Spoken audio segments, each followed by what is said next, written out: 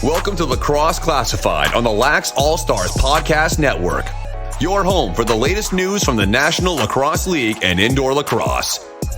Now, let's talk some lacrosse with your hosts, Jake Elliott and Evan Schemenauer. Lacrosse fans, please take your seats, eyes up front. It's time to pay attention. Lax Class is about to come at you, episode number 64. Here on a Tuesday at the Lacrosse All-Stars Podcast Network. Jake Elliott, Evan Schemenauer with you.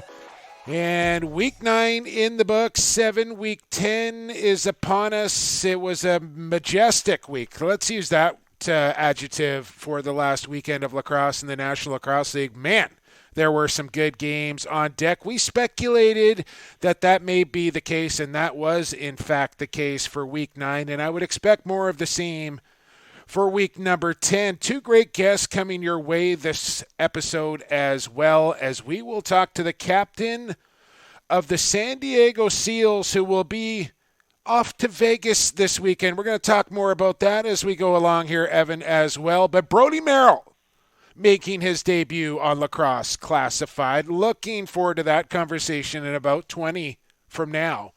And then we go to Mile High, Denver, Colorado, and talk to the man between the pipes, number 45 in your Mammoth program, Dillon Ward, #Trade Ward, will join us on the program in probably, 45 minutes from now. So double dose of Orangeville here, Evan, as you sit in Saskatoon. I sit in Port Coquitlam.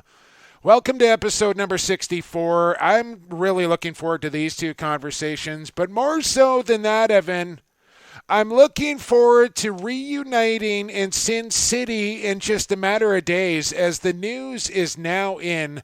Jumbo is off to Vegas this weekend and is going to join you over the weekend. Yeah, well, thank God Danny finally gave you a pass. And when you get a pass like that, you never refuse it. My goodness. I honestly, I'm a little taken back by the whole thing. It makes me almost suspect, is she trying to get me out of town so she can get up to no good? I don't know what's going on, Evan, but more or less, Danny, no, in all seriousness, she really encouraged me to go. It's not something that is really I was planning on doing. I probably, if I'm being financially responsible, it's probably something I shouldn't do. but the costs weren't that bad. No, it's not. And she really, had the opinion that it's an important game for the league, and I should be there to witness it and kind of be a part of things. So I couldn't disagree to that. Unfortunately, she's not coming, but you're going to be there. Adam Levy's going to be there. Of course, Teddy and Devin and the gang are going to be down there. Our old buddy Doug Locker, at least my old buddy Doug Locker, are going to be down there as well. So I'm hoping to run into all sorts of people in Vegas this weekend. And to top it all off, Evan, it's my first time to the desert. Well, here's the thing. I mean, let's get this concept out there. There's a concept called the Vegas flu, and for those that don't understand it, this is a thing that goes back to the Golden Knights, and I believe both teams have had a very long chat with their clubs about this. And what the Vegas flu is that with the NHL, you're on the road an awful lot. You get to Las Vegas, you fly in normally the night before, you're leaving as soon as the game's over, so you're in Vegas. What do? You check it out. There's no clocks in Vegas. Things operate 24/7. You lose track of time. You lose track of how many drinks you had. And let's put it this way, the Golden Knights have one of the best home records in the NHL because the other teams kind of partake in things before the game. And it's hilarious to see the extent that some of these teams have gone to avoid the Vegas flu. Toronto tried to put their players up at the Red Rock Casino, which is 25 minutes away from the Strip, thinking that'll keep them out of trouble. Well, obviously, management forgot about Uber. And that didn't work out too well. Leafs lose 5-1. Calgary tried an interesting one where they had the mother trip. So there's game where they bring the fathers, the mother trip, and then the game where they bring the mothers. Mm-hmm. They figured, that's probably not a good Vegas. idea. They like to have more fun than the players do. Exactly. The mothers were out having such a great time that the players didn't get watched. Sure.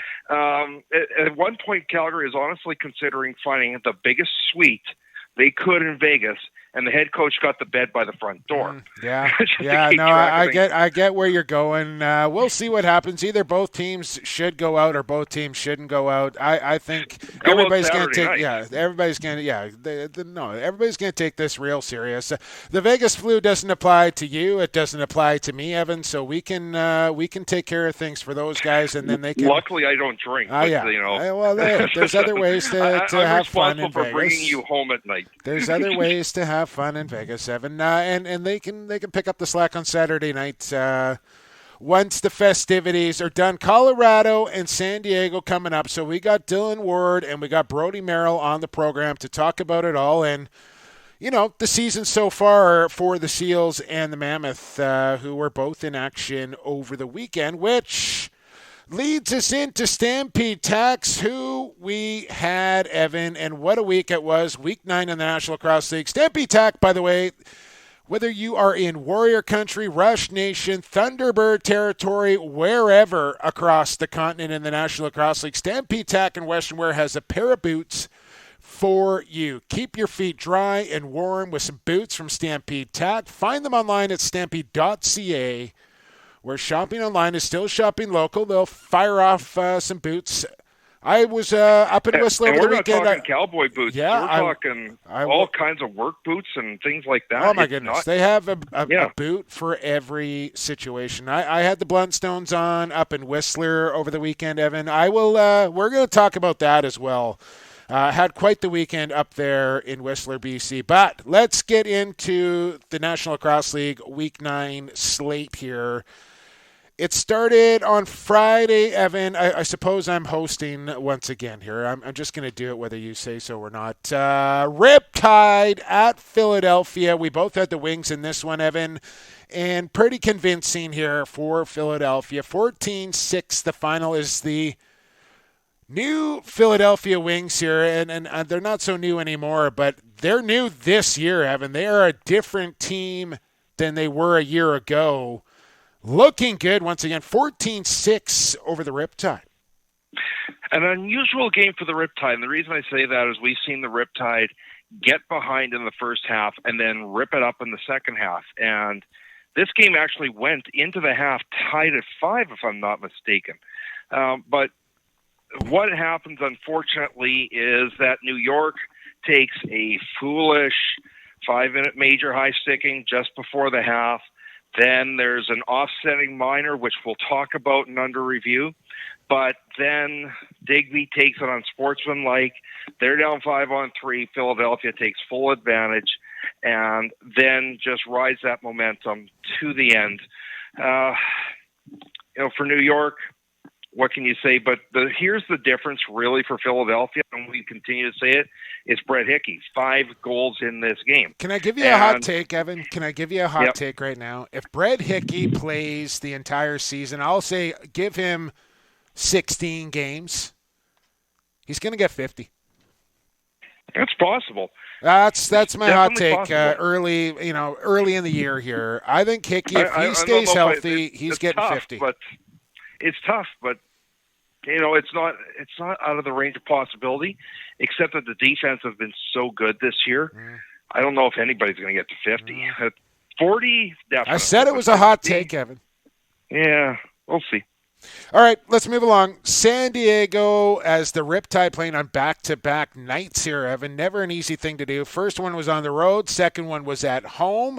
San Diego sitting pretty, waiting for the Riptide to get home.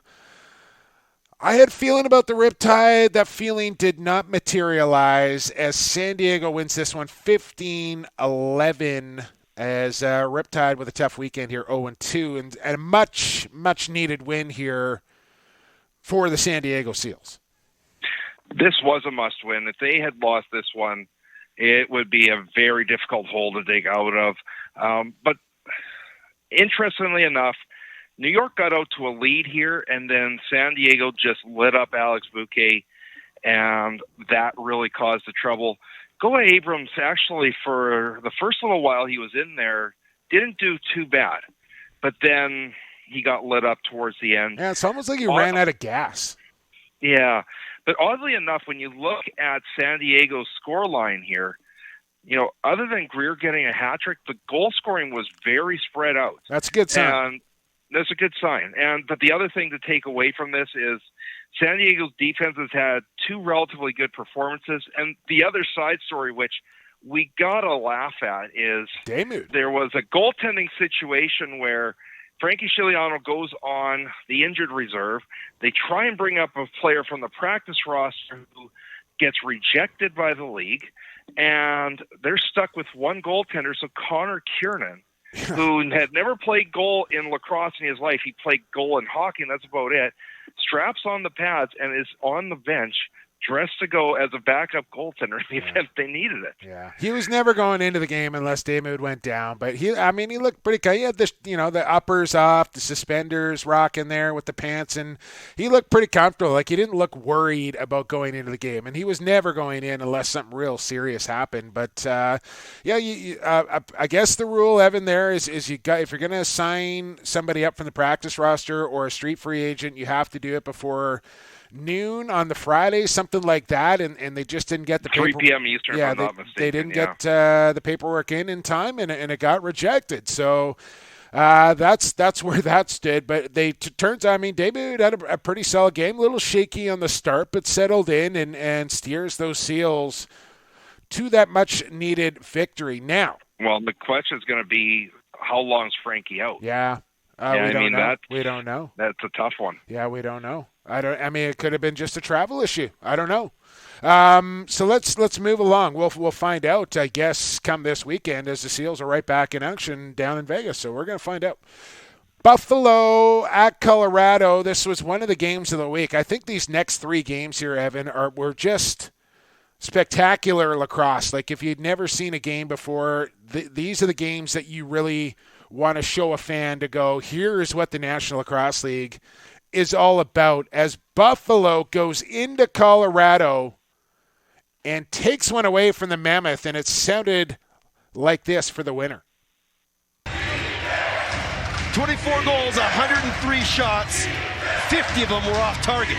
Burn, shot, shoulder saver, off the post! Oh, it goes in! Are you kidding me? Looks like it trickled in. They're going to review this, Buffalo. But I really think Burner just got his 8th of the night. So that was Teddy Jenner, Jamie Shuchuk, and Johnny Gallant there in Denver with the call on that one. But actually, Corey Small with the OT winner there, as the Kitten puts Buffalo 13-12 into the win column. Josh Byrne with a massive night, 7 goals and an assist on the evening for the kid out of the Royal City. But Corey Small is the hero, and we're going to talk to Dillon Ward about this game, Evan. But a tough one there for the Mammoth is Buffalo walks in and it takes one away. Yeah, an odd game where you've got Matt Vince and Dillon Ward, and if you were betting on this game, I don't know what line they would have set. You would probably have taken the under regardless. But both teams getting to these goaltenders, a few goals that I think both of them wish they had back. The OT winner kind of squeaked by Ward. But look at some of the other efforts. Ryan Lee with 5 goals, Wardle with 8 assists, Liger with 7 points. There were some absolutely fantastic offensive performances. Dane Smith, the old adage, Dane Smith, pass it to Dane, he'll score. 6 assists, not a single goal. So, Colorado has had they're 1-2 in their last 3 games. They're definitely going to be fired up in Vegas because a division win is what they need right now. Yeah, absolutely. And Colorado now goes into Vegas. San Diego coming off a win. This game became a lot more interesting now with those, San Diego with the win, Colorado with the loss, and now that game, divisional matchup, it becomes a little more intriguing. We'll talk about that a little later on in who you got. a couple more games to go here in a big week 9. Halifax, undefeated, goes into Calgary to take on the defending champs. If you recall, Calgary coming off a loss at Rochester. Halifax on the road. This was a good test for the Thunderbirds, and they come out on top once again, just as I predicted, Evan. Warren Hill, I'm telling you, hang on. Warren Hill, I'm telling you, you got to start talking about him in the conversation for MVP. Grinds out another victory for his Thunderbirds, 15-12, just as I predicted, Evan. Thunderbirds win. Let's get into your situation here. It is around 9:30 my time, about 7:30 your time. You're in Whistler. You're looking at the scoreboard. You lost on the New York San Diego game. Mm-hmm. This game is not going your way. What was it, 6-2 or something like that? And you're like, screw it, I'm going for supper. Because Calgary's up 6-2 at this point. You're packing it in. So the fact that you got it, but here's one key with this game, and that is, we talk about do face-offs matter, and they did in this one. Jake Withers, 27 of 32. Ooh. And here's the key with that one, is that when Halifax went on their runs, they had a 4-0 run, I believe they had a 7-0 run, Withers got them the ball back every time. Calgary had no chance to settle in with the next possession, try and get things going their way. Stephen Keogh, what can you say about this guy? We got to get Stevie Keogh on the show, man. I thought about doing it this week, but we kind of wanted to focus on Vegas. But 28 there for the Thunderbirds, man. The carpet sweeper. What a resurgent season he is having. Yeah, he was on the IR most of last year, and there was the question is, what has he got left in the tank? Well, turns out he's got quite a bit left in the tank. He's found a youthful surge here all of a sudden. Love it. I mean, Stevie Keogh, one of my favorite players to watch. Bar down. Speaking of bar down, another game going to overtime. Georgia goes into New England, Evan, and pulls off the overtime victory that sounded like this. Here's Jackson. 3 goals in the game for Jackson. Up top, shot. Zed Williams missed wide. The rebound, score! Georgia wins! The Swarm win it in overtime, ending a 3-game losing streak. What a terrific finish. It was Miles Thompson who cashed in. Brendan Glasheen with the call there from the casino, courtesy of the National Lacrosse League and BR Live for your audio clips here on Lacrosse Classified. Miles Thompson picking up the rebound off the end wall and goes piping in past Dougie Jamieson, and the Georgia Swarm, Evan, get a desperately needed victory to snap their 3-game losing streak. And just one undefeated team remains in the National Lacrosse League. We both took the Black Wolves. We both took the Mammoth. We both struggled here in week number 9, going 2-3. But Georgia with the overtime victory. And maybe more impressive, they had a number of guys with the flu bug in this game. So, they weren't exactly 100% healthy coming into it. Once again, a very well-rounded performance. Shane Jackson with 7 points, monumental there. And oddly enough, this was very, very reminiscent of the game that New England played not too long ago, where they played Philadelphia. The last 10 minutes of this game, there's not a single goal. You're wondering who's going to finally step up. And it took another 4 minutes in overtime. So they went almost 15 minutes without a goal. And anybody really could have taken this game, but that's the bounces that happen in this league. If the bounce went the other way, New England's probably got close to a lock on the East, but now they got a race on their hands. Oh, yeah. Once again. I mean, let's not forget, it was just a week ago that goal from Callum Crawford still being talked about.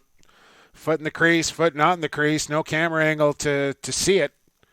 And it counted. So, I not that there was a controversial goal by any means from Georgia, but I kind of think those things all balance out in the end. And only one team remains without a loss in the National Lacrosse League. Evan, let's get to under review because we got Brodie Merrill coming up in just a couple of minutes. We won't want to spend too much time here, but let's go under review.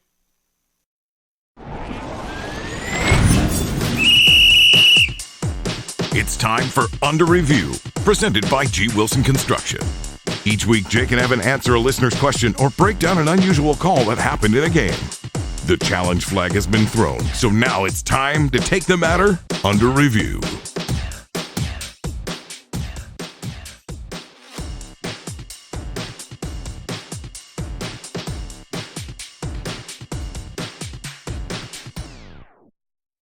Under Review, brought to you by G. Wilson Construction, building fine custom homes. And let me tell you, Evan, well, you saw it, man. I posted a few pics and a couple of videos in the group chat of this. I can't even call it a home. A mansion, 30,000 square feet, $50 million chalet up there in Whistler, Evan. This thing is probably about a year away from being completely finished, but I got a good taste of what's happening there, and I've never been inside of a place like this before. Like, what did you think when you saw the pictures? Well, when you say $50 million house, yeah, and you could probably fit about 10 families in this thing.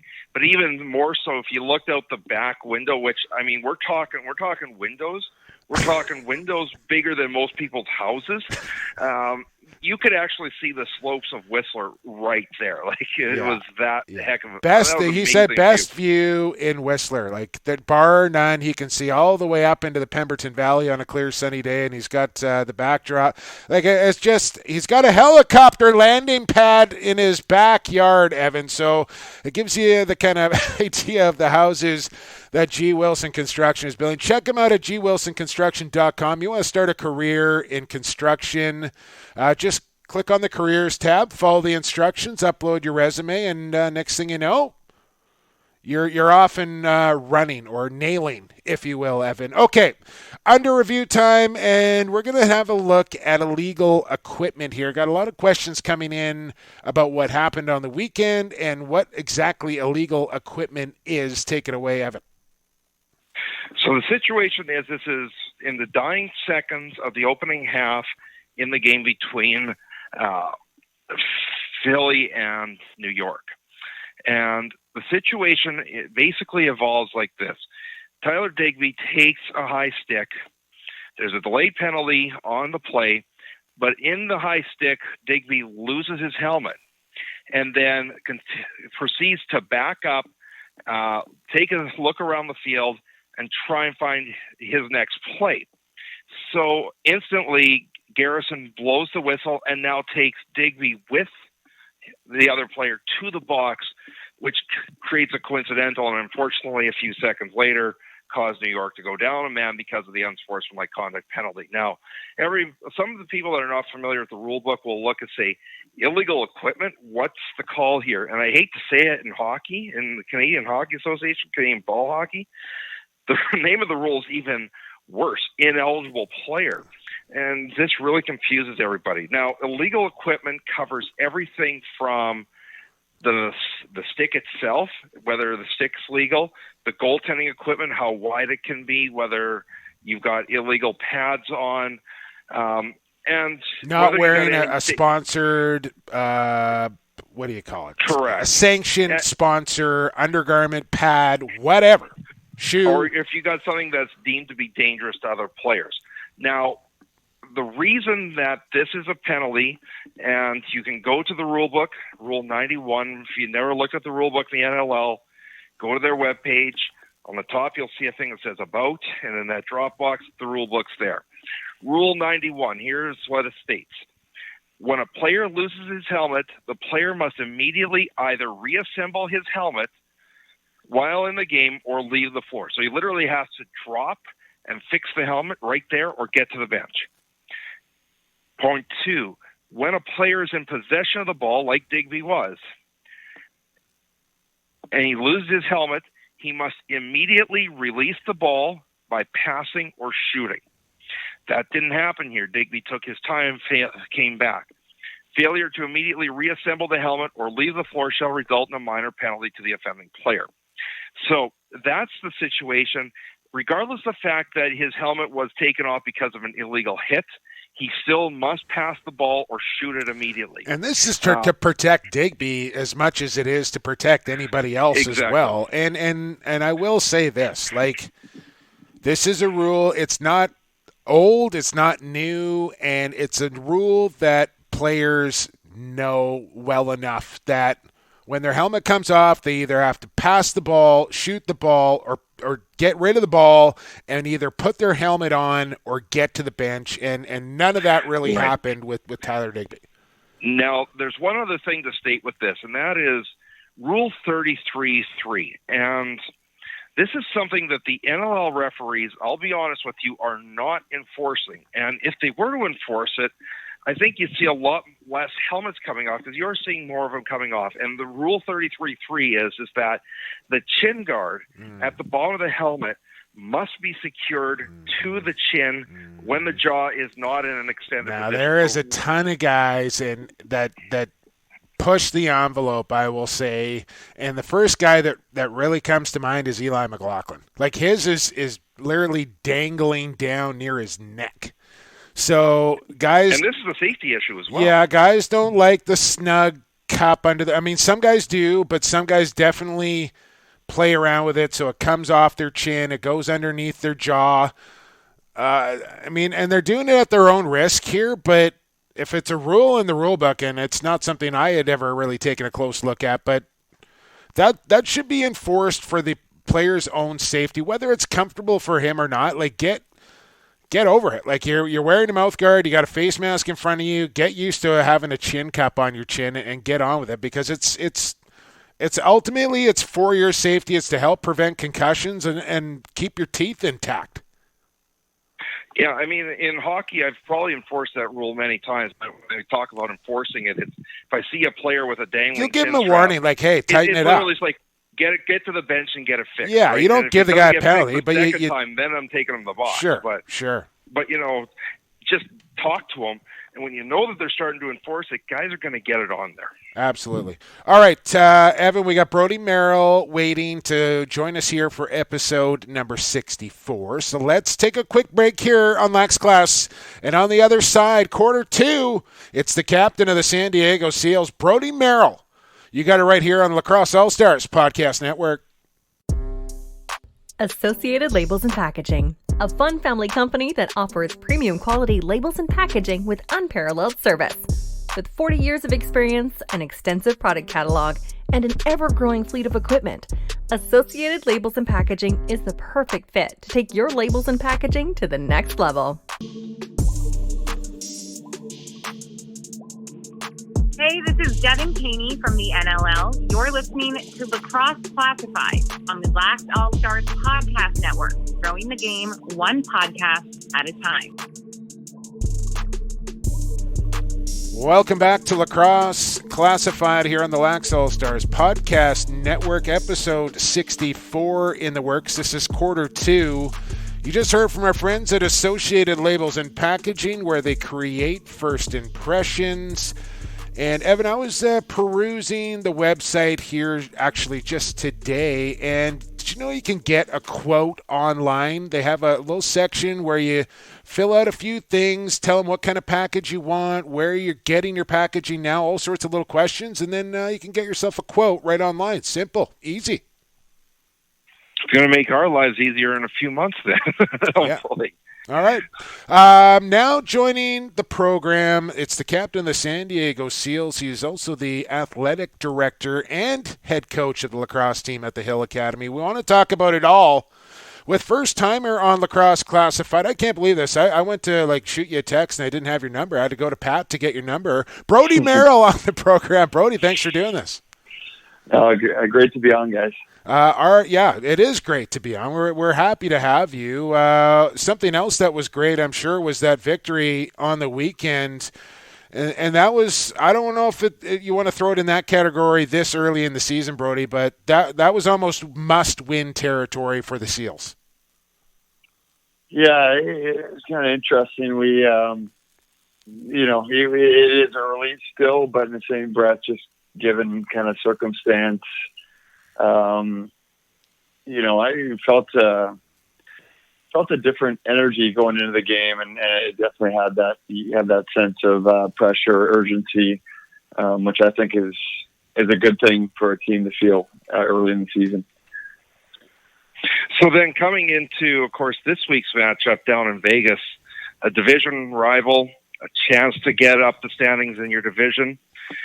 Critical game, even though, of course, you're going to have a distraction being in Vegas, but guys got to focus on the task at hand. For sure. I think it has a special feeling for the players, and I think one that we've been looking forward to. But in the same breath, in the midst of our season, we understand the importance of the matchup and kind of the business at hand, and so we're looking forward to kind of hitting a little bit more of our divisional stretch of games, and where they count, and they'll make a big difference in terms of the overall standing. Are you a Vegas veteran, Brodie? Have you frequented Sin City a number of times? Like, how is this going to be for you to kind of go to Vegas and know that you got to kind of lock yourself in your hotel room here and you got a game to play? I've been to Vegas once. It was actually Bruce Urban flew Chris McElroy and I when we were playing for the Rush, and we did have a week-long shadow of Randy Couture, the UFC fighter. And so that was a really cool experience. And it was we got to train with him, just a great learning experience from he has a pretty unique athletic background. And so that's my memory of Vegas. We, got to experience the city a little bit, but I have to say, like, I'm not a huge Vegas guy. So I'm you're going to be okay. You're going to be okay. I'm going to be okay. I'm just looking forward to playing. And it's funny because I think there's been hearing from a lot of different people coming to, I think there's an Orangeville crew coming out to watch the game. Oh my! And so it'll be fun. This is brand new news to me. Evan and I are also making the trip down, so hopefully we don't cross paths with the Hornheads down there, because things could get out of hand quickly. No doubt. I think you'll have a tough time not crossing paths. Yeah. I'm sure. Lacrosse people tend to kind of gravitate to each other. A good time will follow those guys around for sure. Yeah, 100%. A little bit of an interesting situation in the last game where Frankie Chiliano goes on the IR. Nick DeMuth's got to play the starter role, and now you got Connor Kiernan in net. I guess maybe he got a little bit in the warm-up, but A, how is Connor Kiernan in net? And B, it must be satisfying that you got a backup that you can now rely upon.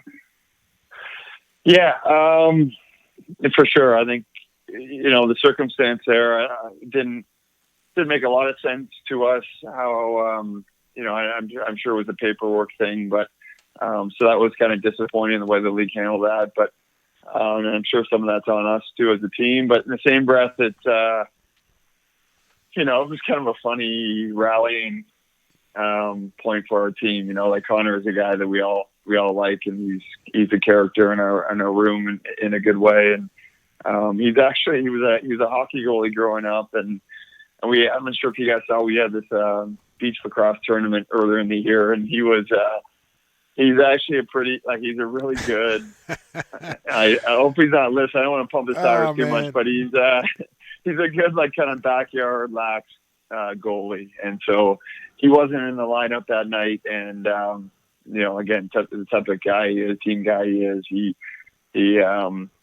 jumped at the opportunity, and we're fortunate. We're lucky we just got through it, and we're happy we didn't see him in any live action there. And then Nicky DeMuth did a great job stepping in, and he made a couple of big saves, saved the penalty shot, and a clear-cut breakaway too. So it was nice to see him get that experience, and hopefully Frankie will be back healthy soon.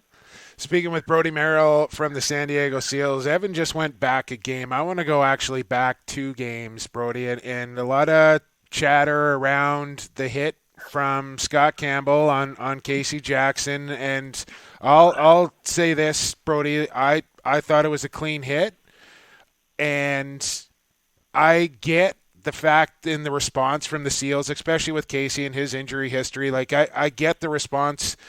I want to talk to you about you're a 38-year-old guy, and for Soupy, he answered the bell there, and I don't know if he needed to, but it was, to me, I was just like, I was so proud of everybody involved with that whole, like, I thought it was a really good hit, but I thought it deserved a response, and then Soupy answering the bell at the end of the game, going with you, like, it all played out right to me. I wanted to get your take on it.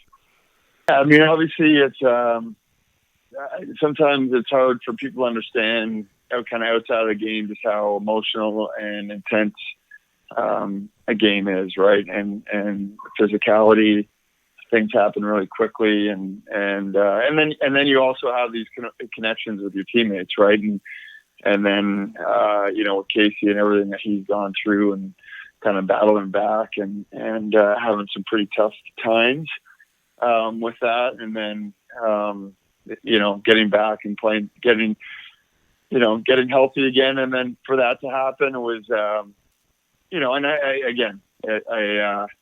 do I like the hit? No, I mean, I think that you can make a different play there. You don't think you need to follow through the way that he did, but in the same breath, I do respect the fact that, I know the type of person and player, that Campbell is. He's a stand-up guy. He's a solid guy. He's been a great leader in the league, and so I know that. I know he's not a malicious, kind of reckless player, and definitely respect the fact that again, he kind of answered the bell. But it's kind of that. It's again, when you're in the game, as long as you have been, it's those things. It's hard for the outside world to see, but it kind of more makes sense, I guess, to. When you're in the game. Yeah, for sure. And with that being said, Brodie, like those, like watching you and Soupy kind of get after it, I'm thinking to myself, like, at 38, 37 years old, I don't know if I see myself doing that. Like, how much longer do you think you can play in this league? I don't see the future ending anytime soon. How do you feel? Like, how long do you want to play?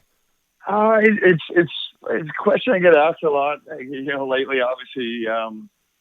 For me, I just have always, even the last few years, I've kind of taken it year to year, and, definitely feel like it's getting close, and I still love the kind of preparation behind it, the challenge of, getting ready to play every week. And I love the game itself, and, so that's going to be tough to walk away from, but, I do have a young family, and you're starting to feel that pull more and more, and it makes it harder and harder. But, so to answer your question, I take it year by year and just kind of see how my health holds up, and I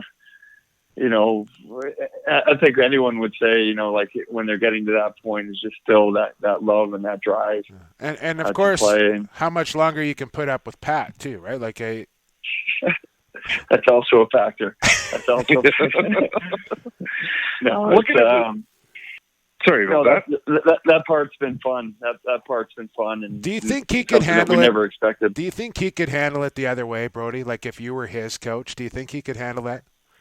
Well, it's interesting because, like, it's kind of, I feel like coaching is a little bit of that big brother dynamic anyways, right? Absolutely. And and we've been working together for a long time at the Hill, and so we have that kind of, we know our lanes, and we can kind of sense when we kind of need our own space, our own boundaries, and so we kind of have a good feel for that. And I think that's why it's been an easy transition that way, and and the plus side to it too, you have this kind of, unbreakable bond too, and this trust, this unconditional trust and support in one another that is a pretty powerful thing. When you look at the stats for this season, this is across the league. You've got 7 starting goaltenders under 10 goals against. You've got 8 of them over 800 save percentage. And a lot of this also has to do with the defense around the league. Is it a case now of defenses have caught up or maybe surpassed the offense, or what are you seeing different in this season than in years past? I think the goaltending, and I can only speak to, our games this year. I think the goaltending has been really strong.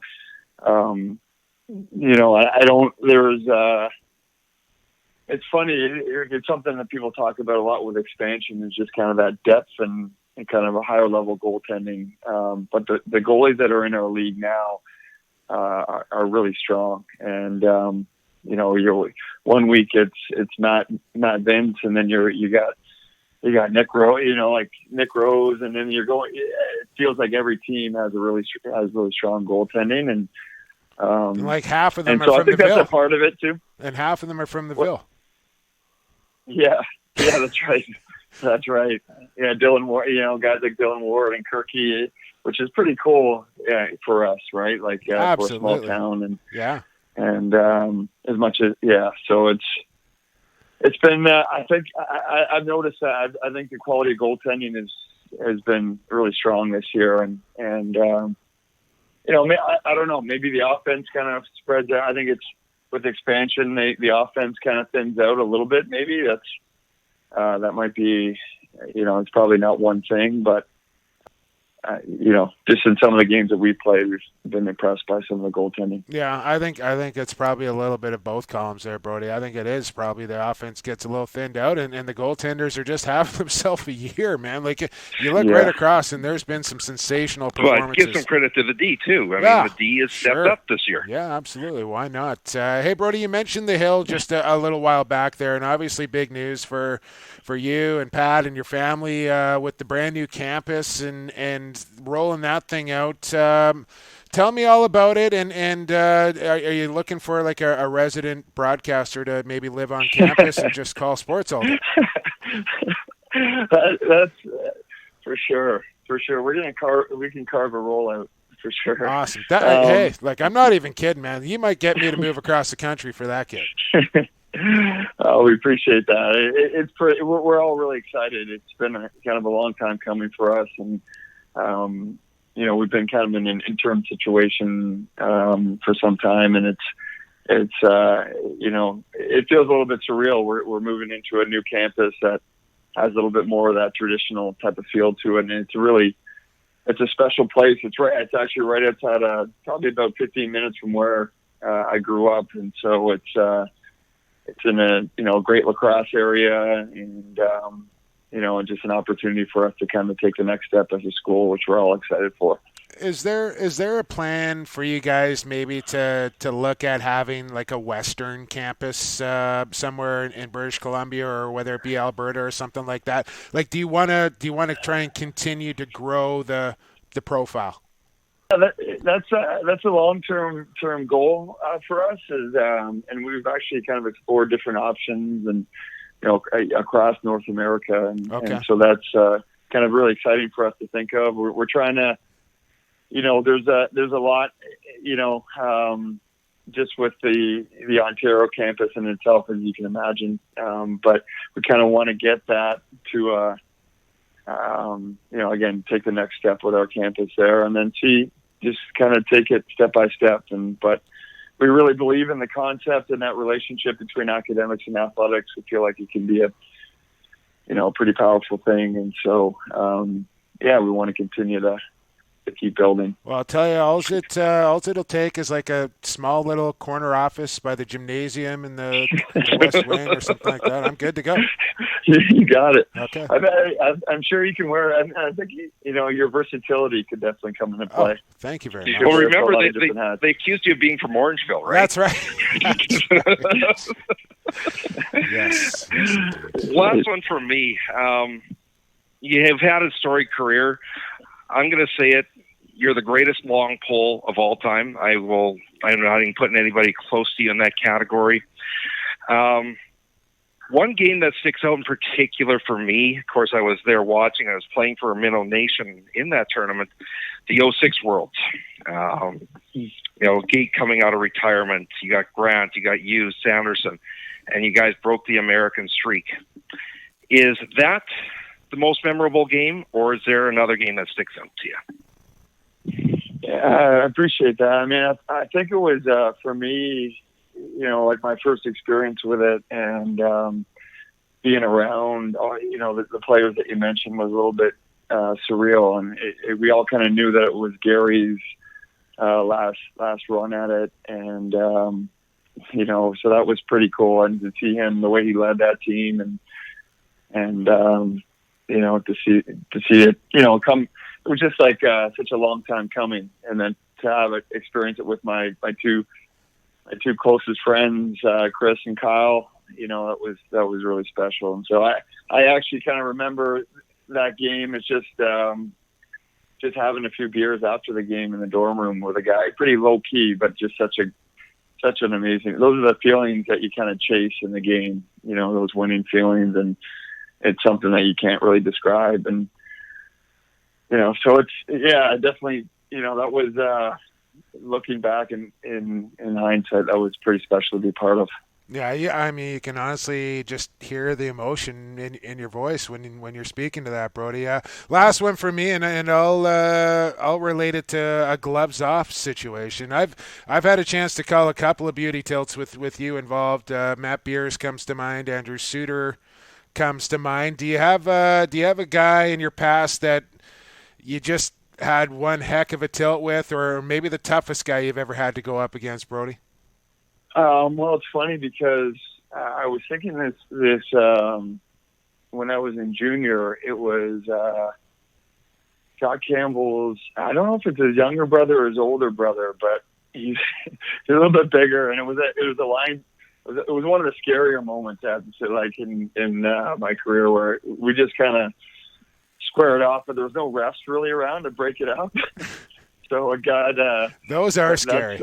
I took my medicine on that one. So, but I don't know. There's 09 Man Cup, maybe 09. Yeah, that was pretty. I think just because of the whole series, you know, and that being a part of it. Yeah.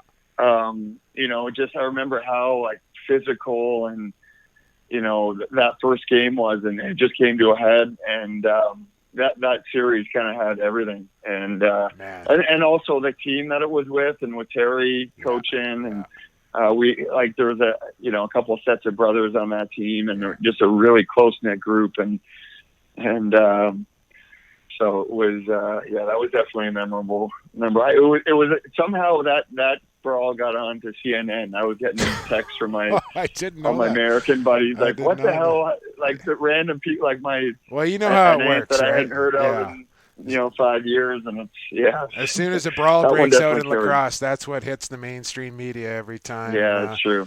Hey man, this was really fun, Brodie. I really appreciate your time coming on Lacrosse Classified here. Best of luck to you and the Seals down there in Sin City and to the rest of the season, and all the best with the Hill Academy as well. Thanks, guys. Appreciate you having me on. Our pleasure, man. That was Brodie Merrill right there, captain of the San Diego Seals. Evan, 3-time Transition Player of the Year, and just an absolute gamer. Like one of my favorite players. I know I have a lot of favorites, Evan, but honestly, like watching Brodie, he's one of those guys that plays the game the right way every game that he plays. And I'll say it again, greatest long pole ever. And I'm talking, there's not anybody even close. Well, there That's you go. the thing that, what else can you say about him? Yeah, I mean, born leader as well, one of the best captains in the NLL's history as well. If you happen to be down in Vegas, Evan, I know you actually have a residence down there. That's where we're going to be staying, but you got a lot of friends down there, so pass along the word. Tickets still available for the Mammoth and the Seals. Go to sealslax.com. Get all your deals at sealslax.com, and we'll see you in Vegas this weekend. And then just hoping that you're going to be on your best behavior because I know I'm probably responsible for you. I'm pretty sure I'm getting the tax from Danny. Get a leash or some sort of chain device, and you can just kind of pull me around and make sure That's a different.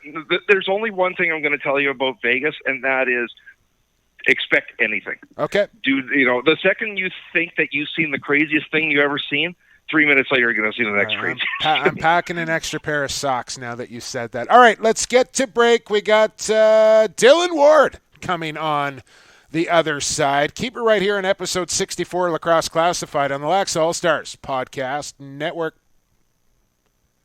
Pure Vita Labs is proud to bring you the highest quality sports supplements on the market. PVL products are 100% all natural with no artificial flavors, colors, or sweeteners. And the entire line is also Informed Choice certified. We designed all our products with the athlete in mind. We look forward to being a part of your athletic achievements, helping you push the bar higher, win at the highest levels, and set personal records for years to come. This is Keegan Ball from the Vancouver Warriors. You're listening to Lax Class, your go-to source for all things NLL and box lacrosse. Welcome back to Lax Class, episode 64. This is quarter number 3. Before we get into our next guest, get on to our next guest, we got to tell you about Pure Vita Labs. Best supplements on the market. Tons of lacrosse players on those supplements. And I don't think I've ever really told you where to buy. Now, next week, maybe the next couple of weeks, we're going to get in touch, hopefully get hooked up on the online team store. But right now, if you want to get a hold of some PVL supplements, GNC, Reflex, Thrifty Foods, Fuel, all Popeyes, you name it, wherever you get your supplements, you can find PVL, or go to PVL.com and get those all-natural, Informed Choice certified products. Powered by PVL, PVL.com. All right, Dillon Ward, it's been since April you've been on Lacrosse Classified. Welcome back to the program. How are you? I'm good. Thanks for having me back. Thanks for coming back, man. I know you're just kind of wrapping up high school practice. I'm assuming this is of the outdoor variety. Where are you coaching? How are the boys looking? When does the season start? Give me the lowdown on what's happening there in Denver. Yeah, so I actually took over a head coaching job at Denver East High School this year. First year with the program. Right now we're just doing some preseason stuff. So today we're just doing some speed work. And we give a little free plug here to Joel Rather, our strength and conditioning coach with the Mammoth, was out there working with the boys tonight. We got 3 weeks left of that. Then we get into our training camp, and then the season starts I believe the first week of March or second week of March. So we're getting pretty close here. Well, we got to start with this off the top, and it's the thing that's been starting to trend on Twitter. #TradeWard. And I know you even have been having fun with this. I don't know if you know this guy that started this whole thing to saying you got to get traded because he blames you for every problem in Colorado. But now there's T-shirts and everybody just seems to. Did you ever imagine that something like this would happen? No. And first off, I do not know this guy. Section 104, Dillon. He actually 104. He actually just started following me on Twitter the other night, so we're getting there. Maybe, did you follow back? Did you follow back? But I think it's hilarious, and if he's going to spend his money to come to Mammoth games, and he wants to say that to get me out of there, that's all on him, and it doesn't bother me in the slightest. I think it's hilarious. And the way that, like you said, the way it's kind of caught fire on Twitter with guys having some tongue-in-cheek fun with it has been pretty funny to see. Yeah, I don't want to take full responsibility here, Dillon. But once this kind of picked up, I said we got to run with this. And now the boys over at the Lacrosse Flash have come out with a T-shirt. Have you seen the T-shirt? Did you order a T-shirt? Is the Mammoth gonna start selling these things? Austin's actually giving them one. I know that. Okay, you got to get your hands on one of these things and walk around proudly. I would love to get my hands on one. I have seen them. They look pretty fun. They look good, and I got a good laugh out of those when I saw them for the first time. Speaking with Dillon Ward here from the Colorado Mammoth, let's go back a couple of days, Dillon. Probably still a little salt in the mouth there off of that overtime loss against the Buffalo Bandits, but a heck of a lacrosse game at the Pepsi Center. You and Matty Vince kind of trading punches there and going up against a good Buffalo team in a game that really could have gone either way for you. Yeah, you know, losing a game in overtime is always tough, and I think just from my perspective. The number that I personally really look at is the number 10. And I think if we hold teams to under 10 and we can score more than 10 goals, we'll be in a pretty good spot. And, I think it's fair to say a lot of teams around the league look at the number 10 the same way. But, for most of the season, our defense has been doing such a good job. And I just think that game, we really let the team down in that back end. And, the offense puts up 12 on a good defense and an even better goalie.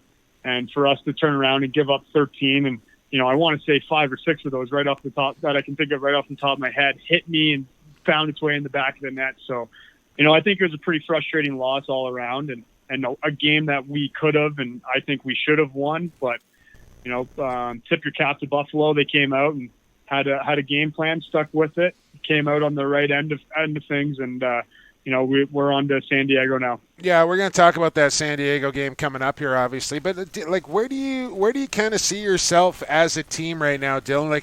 You've had some impressive victories, no doubt about it. I think just a few weeks ago in Saskatchewan with a convincing victory over the Rush. I think about that early season victory over Georgia. But then there's been some disappointing performances, I think, to Vancouver. And you're talking about Buffalo in a game that you guys really feel like you should have won. Is that just kind of the maturation of a young team there in Colorado that they're still finding their identity and consistency a little bit?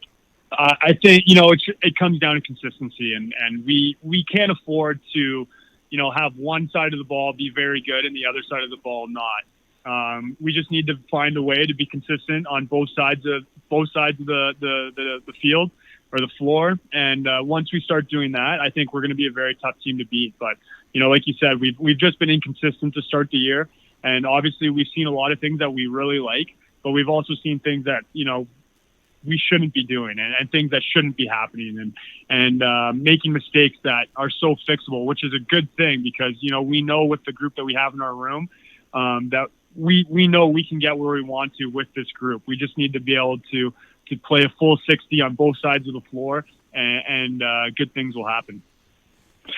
Got to give some love to the goalie union this year because, most years nobody goes under 10 goals against average. Right now there's 7 starters under 10. Most years a guy goes 800 save percentage, he's goaltender of the year. Right now there's 8 guys over 800. What is happening this year? Sounds like time to shrink the pads and make the nets bigger to me, Dillon. I don't know about you.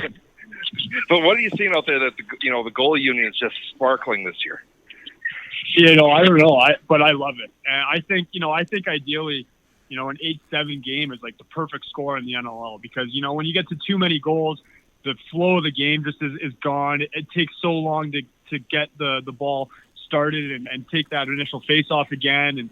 And it feels like games just drag on forever, right? But I love what I'm seeing from the goalie so far this year. I can't pinpoint one thing exactly that's causing all of these goalies' success.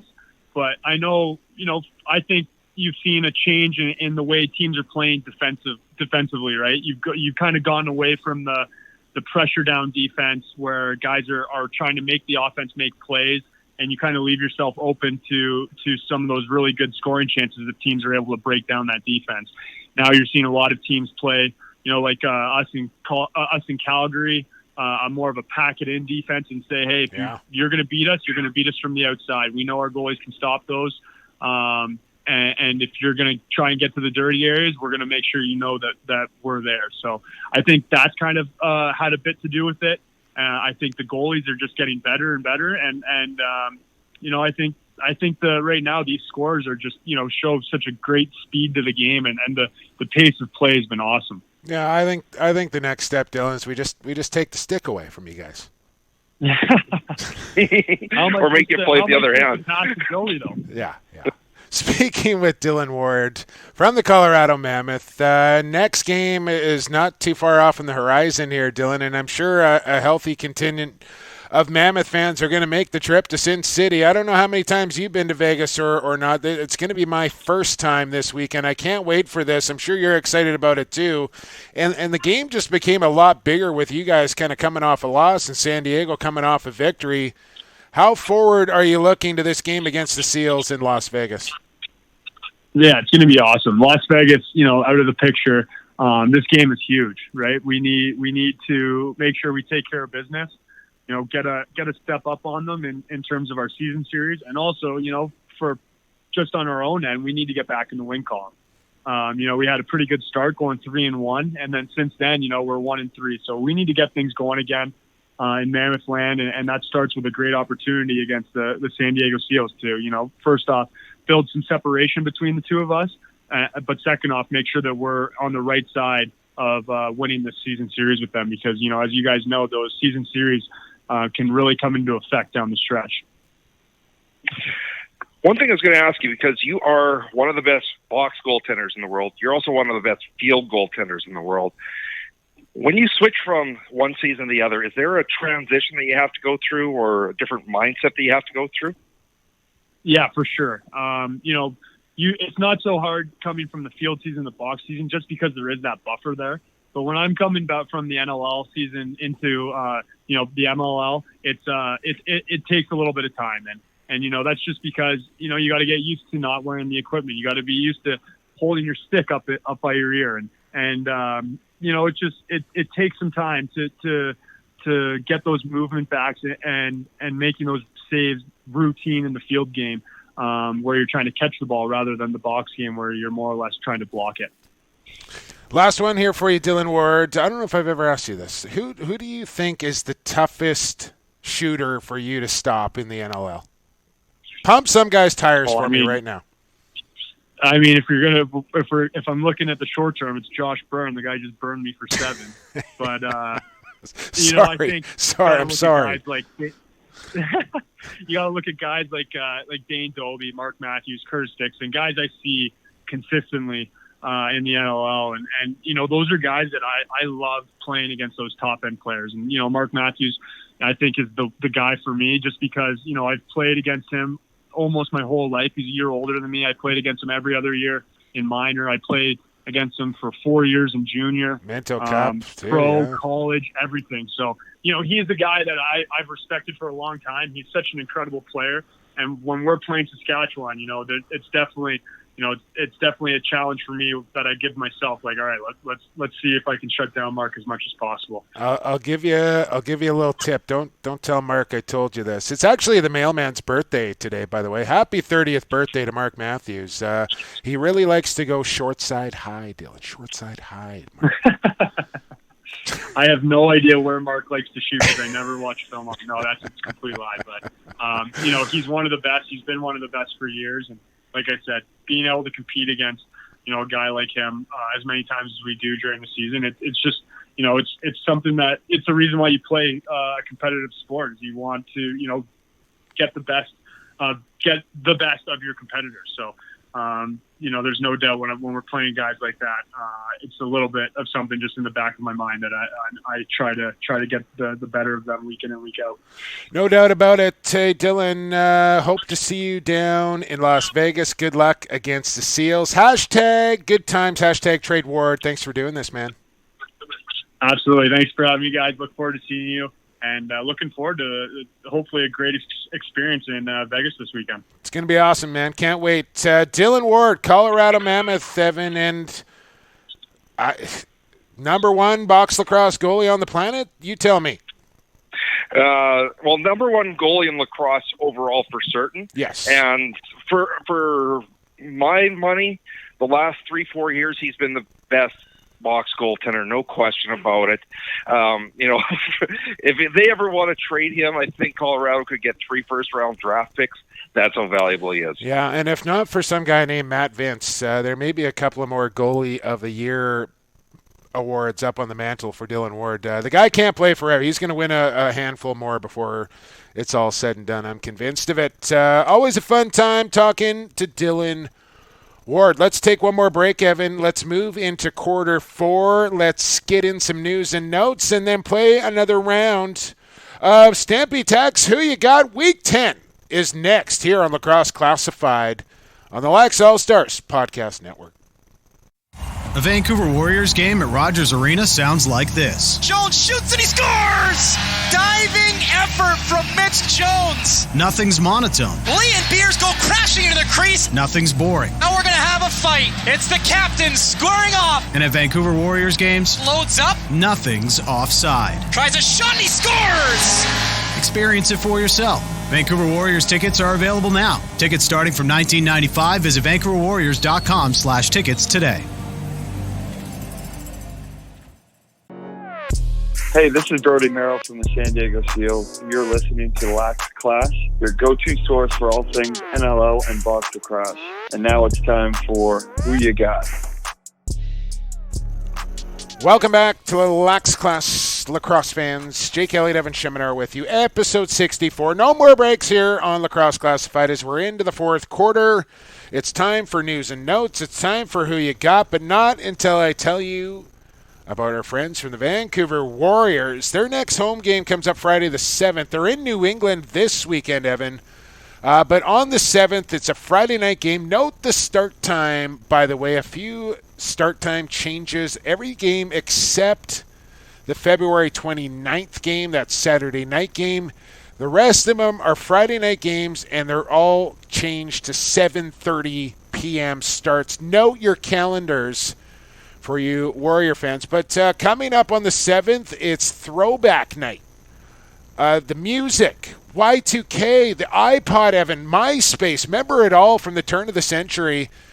Dress up in your favorite 2000s garb, throw on your favorite trucker hat, and don't forget to wear your skater shoes to Throwback Night at the Warriors game. 7:30 face-off from Rogers Arena. Get on VancouverWarriors.com to get your tickets. Promo code BIZ20. I think that's still going. Nothing's offside for the Vancouver Warriors, Evan. Tickets $19.95. Starting there for the Warriors game. They got the cheap beer, the cheap food, tons of entertainment. If you haven't been, you gotta go. And if you're a regular fan, just get the season's tickets and save yourself some money because you're going to end up going anyway. Well, and I have to say I was really impressed the last home game where Biz was there.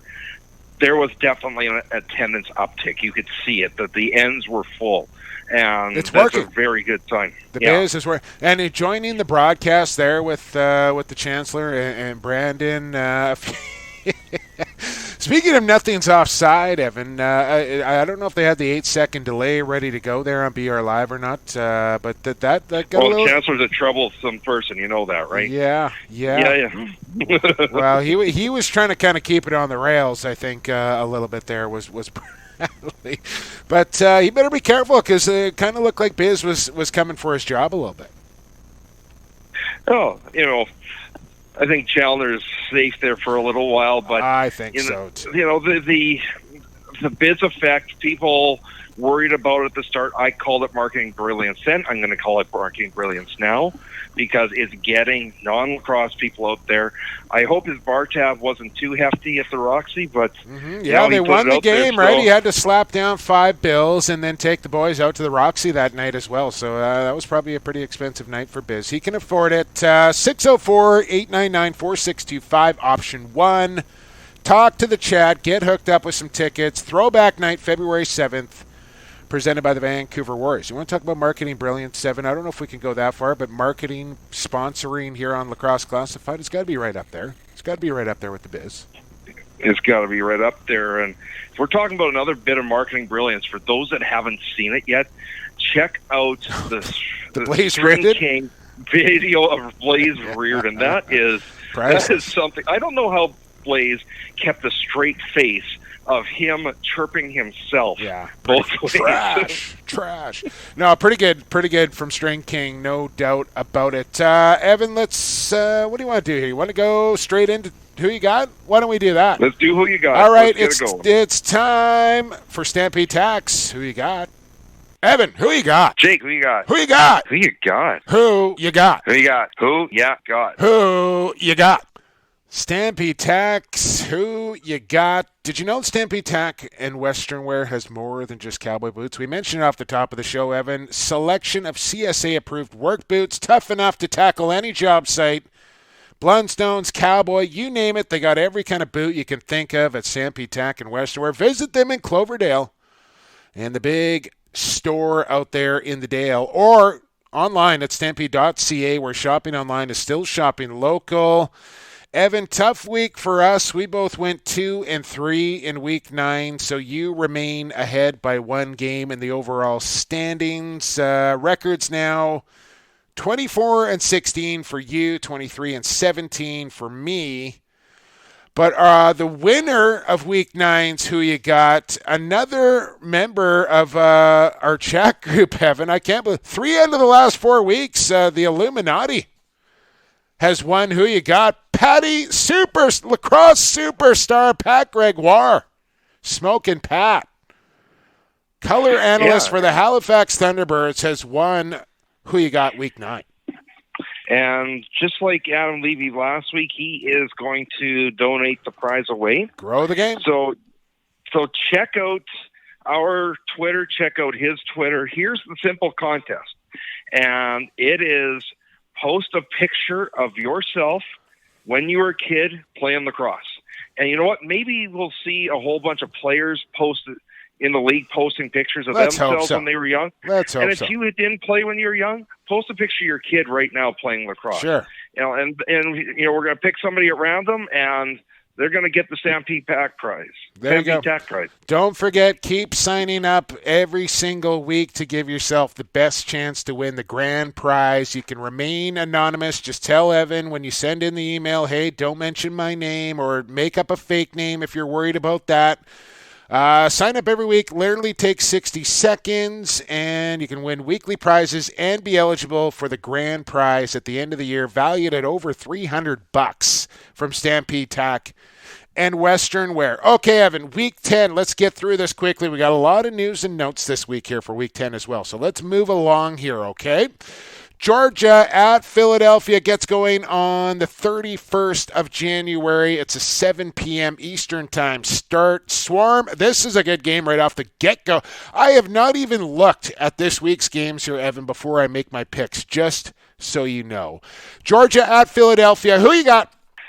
This is not easy because Philadelphia is not the Philadelphia of old. And, Zach Hagen's playing out of his mind. Who in the world would have had Zach Higgins at this point in time with the top save percentage and the top goals against average? Not me. Nobody would. Not me. Not me. No.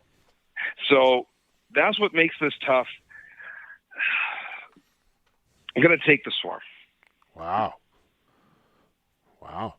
I was not expecting that. I got to be honest. I was not expecting that. I think Georgia could easily win this game, but I think Philly's got something cooking, especially at home, Evan. And Higgins, man, like he keeps doing it. So, yeah, Georgia won that last game. They beat the Black Wolves on the road. Impressive. Man, I'm going to take Philadelphia. Taking Philly.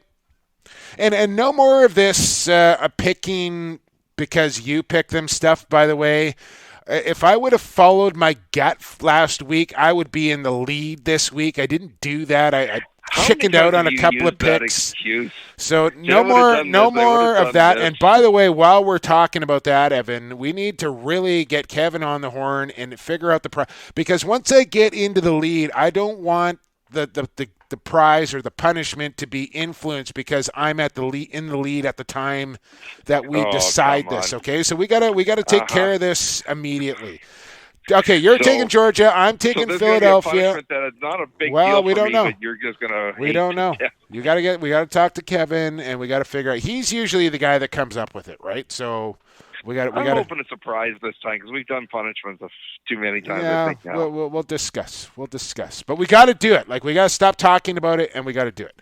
Okay, Halifax at Toronto, Evan. Undefeated Thunderbirds taking on the Rock at home. Who you got?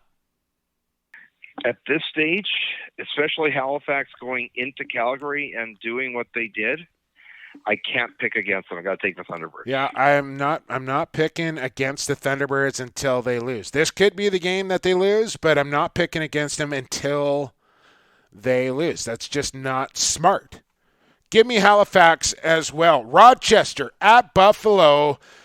The big rivalry here, Evan, renewed once again. Nighthawks and Bandits, this time from Banditland. Who you got? Pretty simple for me here. You got the veteran Matt Vince facing the rookie Craig Wendy, and as much as Wendy's played very well, I'll take Matt Vince every day on this one. Give me the Bandits. Sounds like pretty reasonable thought process to me. I will also take the Bandits, who are coming off that big overtime victory against the Colorado Mammoth, back home there in Banditland, and I think they take care of Rochester at home. All right, so we move into what do we got there? 3 Friday night games, Evan. That is rare. 2 Saturday night games. The first one taking place in New England at the casino, a rare Saturday in New England. Warriors making the long trip to the Mohegan Sun Casino and Resort, Evan. Warriors at the Wolves. Who you got? Pretty simple here. Vancouver, the last time they went out east, didn't perform too well. Now this is even further, plus a 2-hour bus ride. Give me the Black Wolves. I want to say the last time Vancouver went to New England, it ended pretty well, if I recall. Corey Small with a rather big goal for the then Stealth in New England, Evan. That seemed like a lifetime ago now, though. If I'm not mistaken, that was the game that got them in the playoffs. It clinched a home playoff game, got them to 9-9 on the year. Colorado winning the playoff game in Vancouver. New England. Yeah, they bounce back here after that loss to Georgia, I think, and take care of business on their home floor. And it's a tough road, man.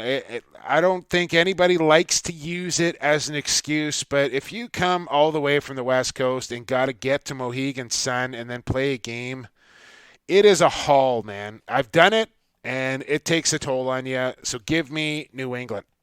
Last game, Evan, and it's the one we will both be at. Down in Nevada, Las Vegas, Evan, San Diego hosting the Colorado Mammoth. We talked to Brodie Merrill. We talked to Dillon Ward. Final game of Week 10. Who you got?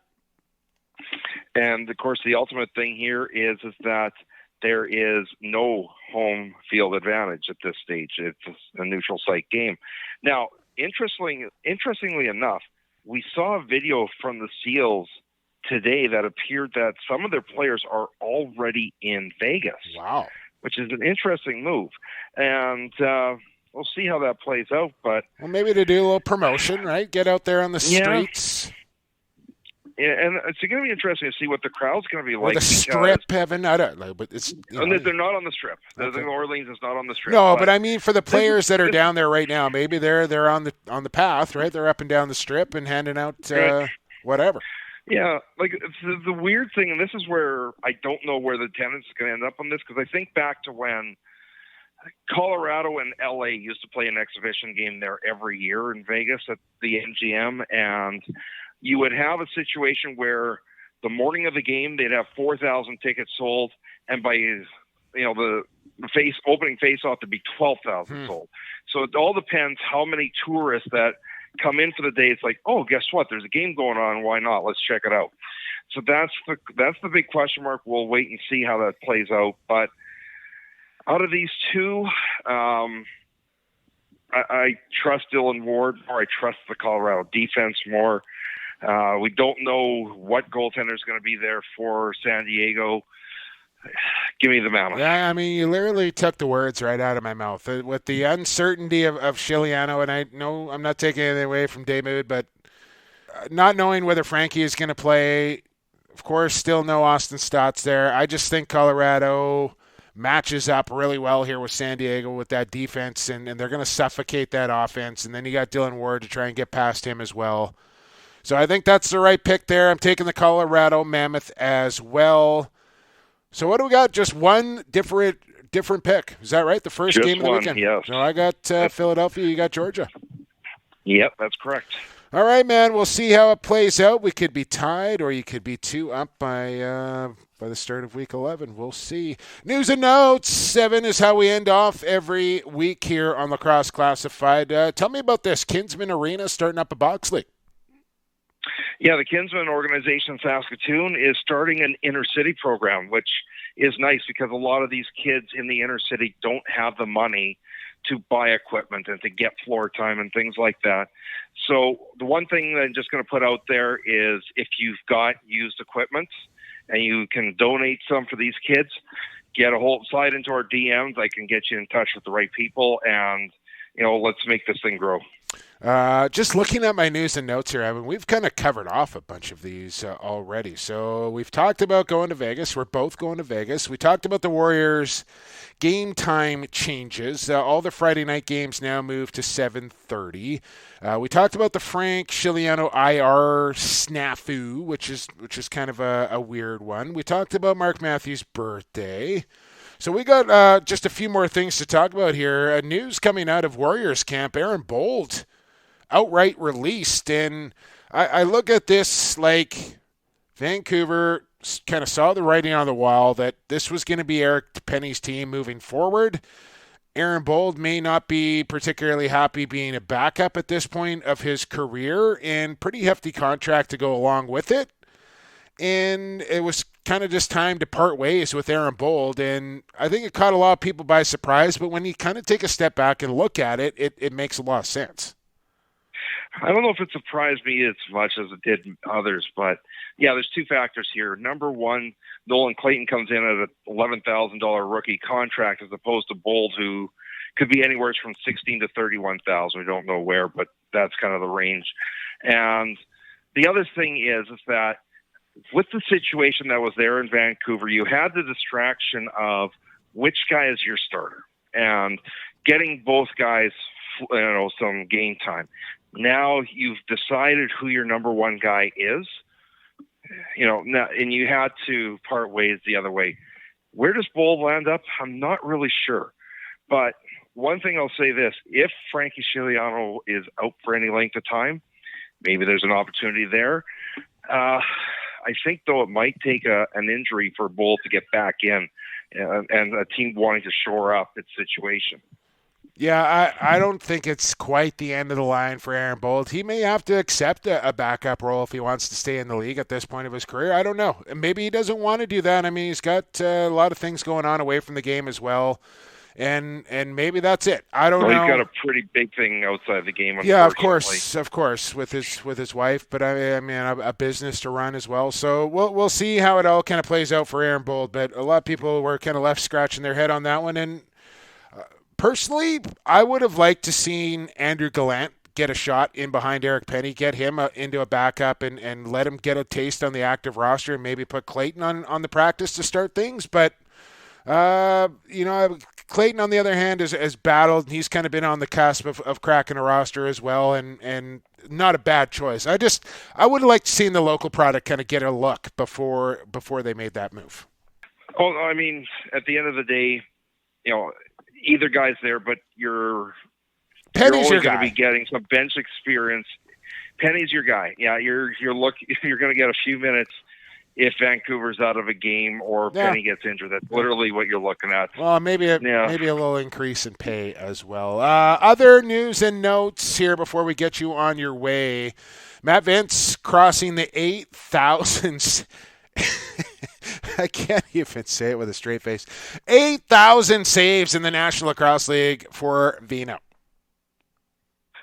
And think about it this way. On a normal night, a goalie's getting between 40 and 50 saves. So to get this, you had to play upwards of... Do the math. Yeah, It's crazy.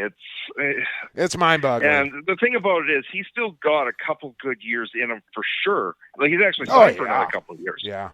So, okay, let's. What else do we got here, Evan? I know this is a lacrosse podcast, but obviously the news of Kobe Bryant and his passing just yesterday due to a helicopter crash has left a pretty big void in a lot of people. And me, I've been a Lakers fan since 1982. They've been my team ever since I went to Seattle to watch the Sonics play the Lakers and saw Magic and Kareem and Worthy and the purple and gold, of course, which is always near and dear to my heart, just made me a Lakers fan from first sight. And Kobe, I named a cat after him. And I was just, shocked to kind of see that news come across my timeline. And do you have for me, I have a ton of favorite Kobe memories, but the 81 points, I think, is the first one that comes to my mind that night. Do you have a favorite Kobe moment or memory that you want to share? I think it's his last game. Because his last game, he put up, 60 or something like that. Yeah, right? Kind of had the salute and the farewell, and everybody knew it was over. And yeah. Yeah. I mean, I'm a Knicks fan. I've had how many decades of You've had some long nights. But The thing about Kobe is that,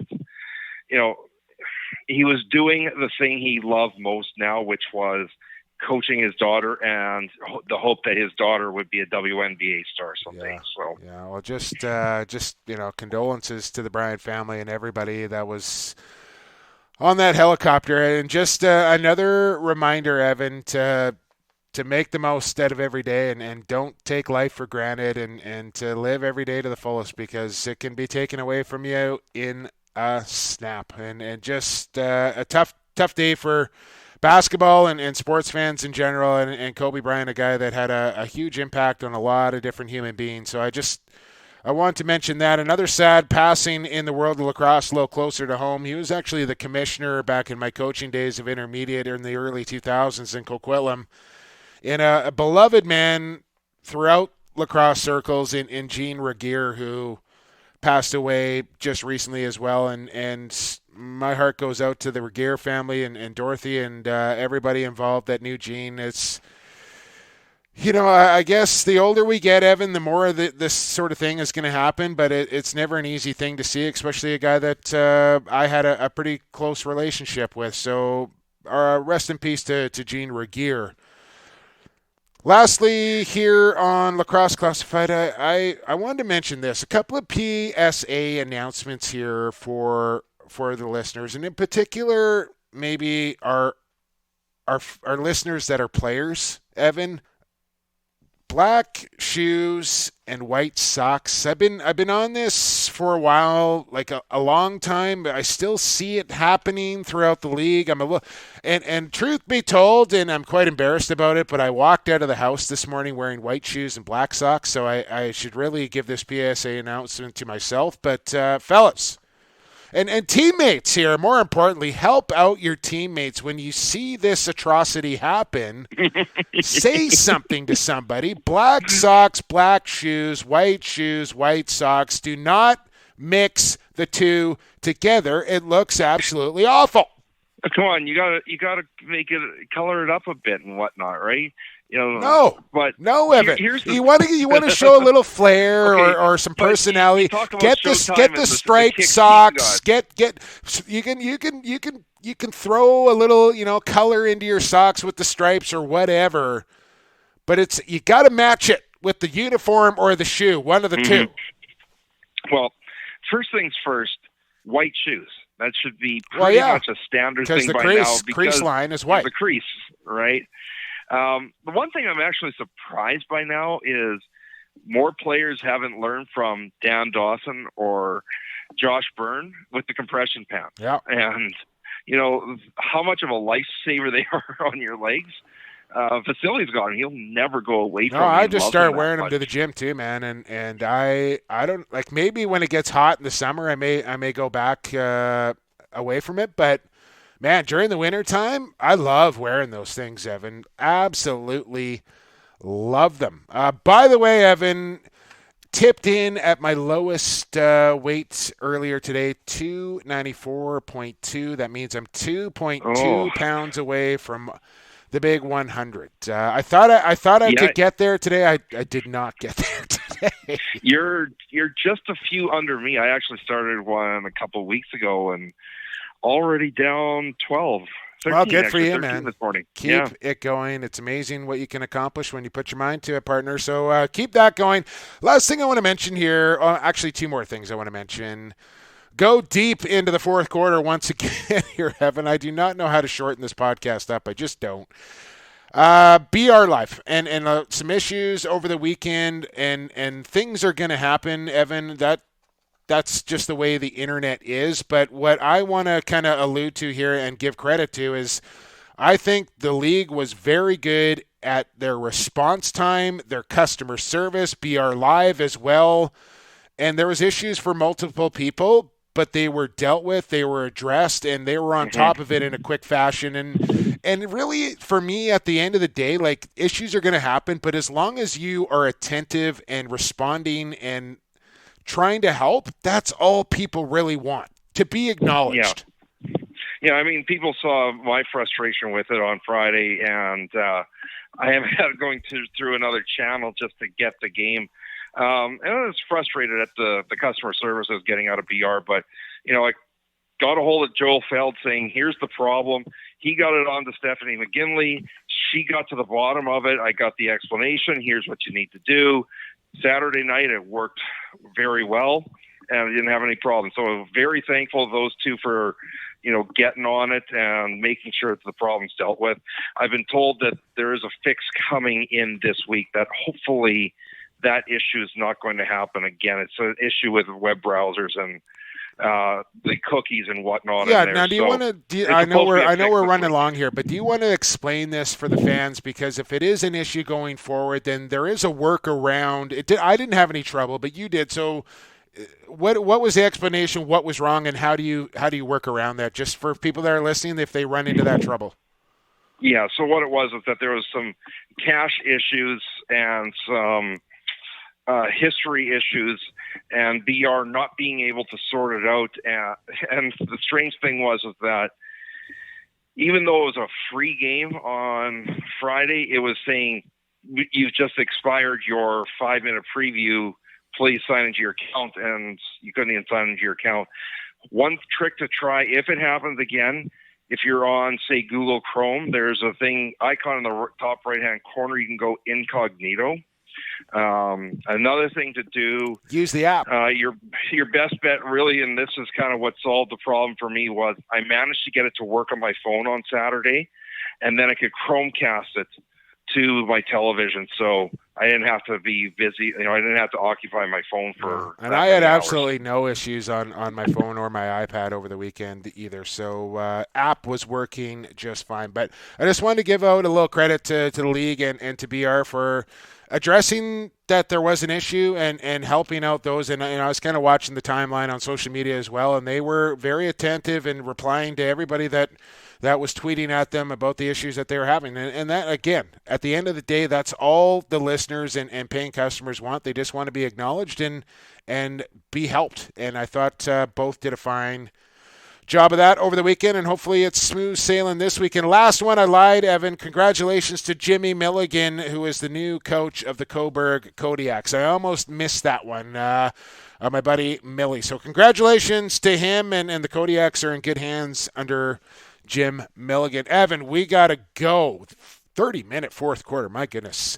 Big thanks to Brodie, Merrill, and Dillon Ward for coming on the program. To our fabulous sponsors, make sure you're supporting these guys. G. Wilson Construction, Stampede Tack and Western Wear, the NLL Warriors, Pure Vital Labs, and Associated Labels and Packaging. Thanks for listening to episode 64.